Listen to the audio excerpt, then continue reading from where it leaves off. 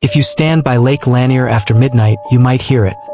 A faint hum, whispers rising from beneath the surface, like the lake itself is trying to speak.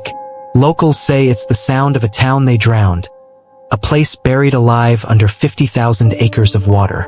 Every year, people vanish here.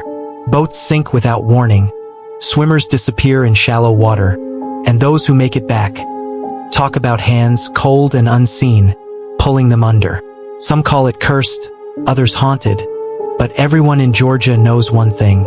Lake Lanier takes what it's owed, and for many, that story begins with her. In 1958, two women, Delia Parker Young and Susie Roberts, were driving across Lanier Bridge late one night when their car swerved off the road and plunged into the dark water. Divers searched for weeks but found nothing, no car, no bodies. Months later, a fisherman discovered a bloated body floating near a dock. The woman's hands were missing, her face unrecognizable. Locals buried her and called her the Lady of the Lake. Years later, when the lake levels dropped, construction crews found the missing car. Inside, the skeletal remains of a woman still dressed in blue. Since then, witnesses have claimed to see her, a woman in a blue dress drifting across the water at night, hair floating like seaweed, eyes empty.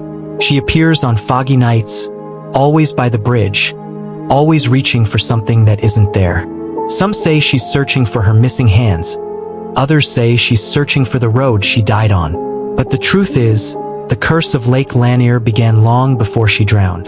Back in 1956, the U.S. Army Corps of Engineers began flooding over 56,000 acres of North Georgia to build a reservoir for Atlanta Lake Sidney Lanier. But that meant erasing entire communities. Towns, churches, schools, family farms, even cemeteries. One of the most famous was Oscarville, a small town wiped off the map.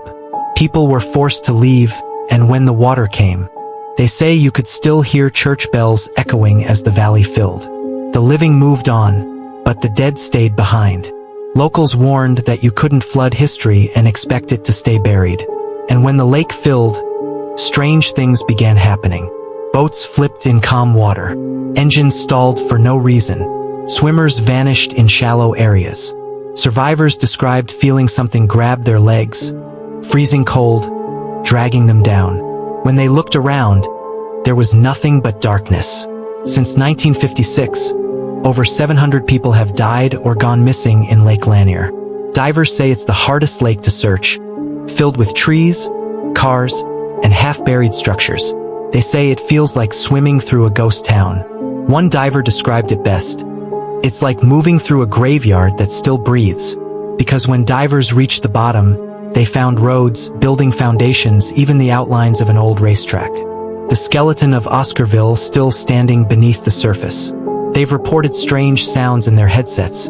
Church bells, laughter, voices whispering their names. One diver swore he felt a hand rest on his shoulder. When he turned around, there was no one there. He never went back. Even now, decades later, Lake Lanier hasn't stopped claiming lives. People see lights moving under the water or a woman standing by the bridge, only to disappear when they approach. Campers report hearing faint laughter at 3 a.m. Others hear crying, echoing from the lake's dark center. Boats stall near the old Oscarville site, and every diver who goes down says the same thing. The deeper you go, the colder it gets, until it feels like someone's watching you today. Lake Lanier looks peaceful. Families fish, swim, and picnic by the shore, unaware of what lies beneath. But under that calm blue surface lies a drowned town, and the restless spirits of those who never left. Maybe that's why people say water never forgets. And Lake Lanier? It remembers everything. If this story gave you chills, hit subscribe for more true paranormal encounters every night.